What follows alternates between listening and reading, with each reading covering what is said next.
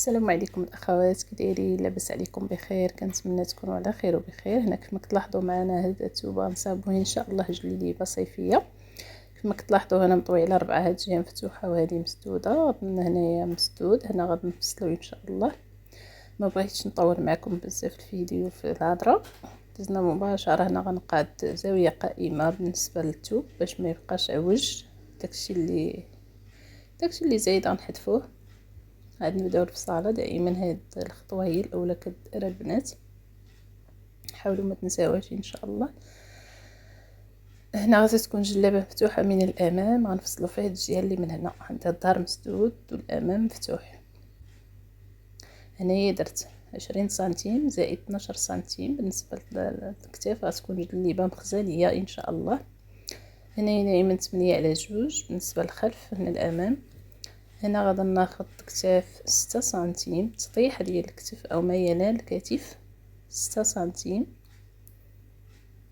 بهذا الشكل هذا. دائما كنحاولوا نخدموا المسطره لما كناش متمكنين، وحتى كتساعدنا اكثر فاش كنبغيو نسطروا ولا شي جهه. هنايا كيف ما لاحظتوا معايا نبين لكم الطباشير، ما بغاش يبان اللون. هنا كنكرروا باش يبان زعما. المهم هنايا ناخذوا التركيز 26 سنتيم عندي في التركيز. من بعد ما طيحت الكتاف صافي كنسطر عليها بهذا الشكل هذا. هنا غادي ناخذ ربع الصدر.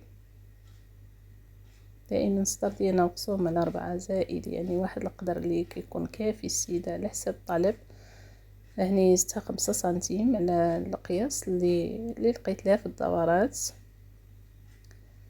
هنا كناخذ طول او ارتفاع. هنا الحزام هنايا 38 وهنا 55 في ارتفاع الحوض. عليه كناخذوا الدورات دابا ديالنا. بالنسبه هنايا خديت القياس اللي عندي في الدوره. بالنسبه حتى للحوض قلنا الدوره بالنسبه العبار اللي خديناه زدت عليها 5 سنتيم. هنا غادي نحاول نسطر بالمسطره هكا. غادي نخرج من عند الحزام لعند الحوض مباشره بهذا الشكل، وغنحاول ندخل هنا في الحزام 1 سنتيم باش ما تجيش الجلابه مخنشه بزاف. بغات السيده شويه ديال الابازي، شويه جيت الحزام يعني ماشي بزاف. صافي هنا غادي نقطع باش نجر الثوب على حساب الطاوله، ما كافياش الطول ديال الثوب كامل. هنا كنمشيو مع داك التركيز ديالنا اللي خدينا فيه 26.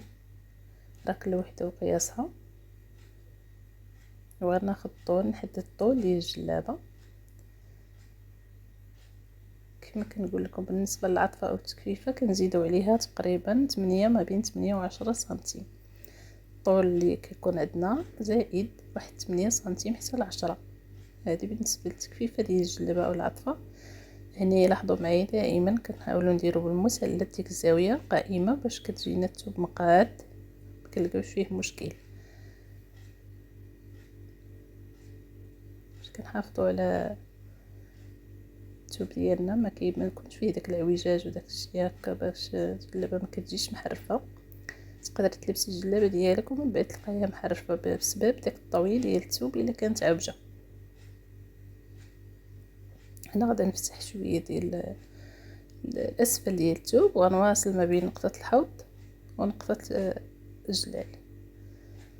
هنا الثوب عندنا فيه 37 ديال الجلال تحتاني، وغتكون الجلابه عندها فتيحات حسب الخطوه باش كتمشي فاش كتكوني غادا كتكون الجلابه مرتاحه.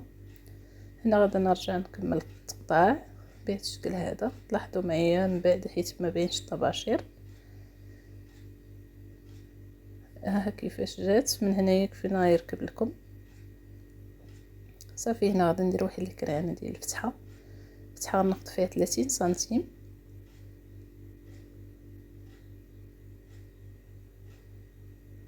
صافي هاد الكرانه باش ما تدوخوش على الفتحه ديالنا.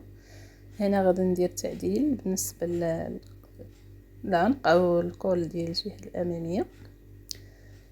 هنا كناخد 10 انا في الجلابه، بالنسبه لي 10 كتجي مزيانه وعمليه. كنديها على شكل في، على شكل في ما بين دائري وفي، يعني باش كتجي مزيانه تركب القب كيجينا مزيان، ما كيكونش دائري 100%.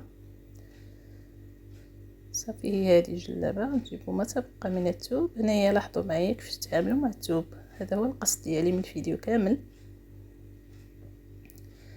الثوب غنطوي هاد الجهه الكمام اللي بقات، يعني كيفاش نحافظوا على الثوب ونشيطو، وهاد الجهه الثانيه اللي كتبقى لينا من هنايا كنخدموا بها القب. صافي هكا كناخذوا على 4 ونقادو. هنايا الكميمات والجهه اللي بقات لينا هي اللي غنخدموا بها القب. بالنسبه للتركيز، نفس التركيز اللي عندي هنا في الجلابه هو اللي غنحطو هنا. غنمشي بواحد الخط مائل 3 سنتيم حتى 4 بهذا الشكل هذا، وغادي نسطر عليه. هذا هو التركيز البنات، خصو يكون مائل شويه باش كتجينا باش كيركب في الجلابه كيجي مزيان. هنا ناخذ طول الكم زائد طول الكم ناقص داكشي اللي زدنا هنايا في الجلابه. طول الكم ناقص ديك 12 سنتيم اللي زدناها في الجلابه في الكتاف باش طيحنا الكتاف. صافي هنا كناخذ الدوره حتى هي كتكون شويه وافيه.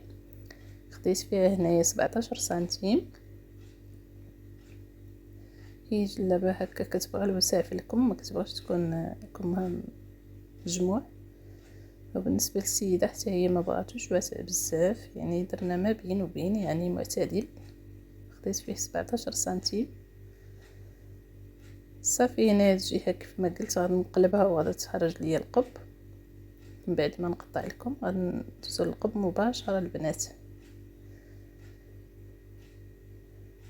صافي من بعد ما حددنا الطول زائد 2 سنتيم ديال الخياطه، ونقصنا ديك 12 سنتيم من الكم، قصناها اللي زدناها في الكتاف ديال الجلابه، نقصناها هنا في طول الكم.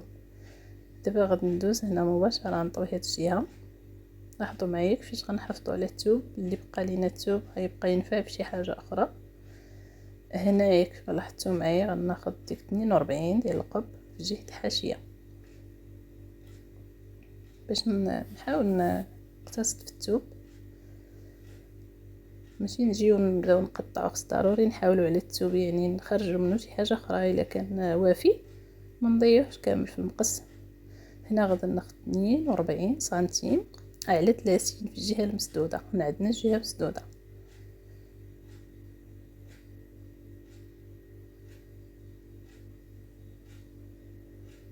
هنا غادي نجيب داك الامام ديال الجلابه غنطلع 10 سنتيم.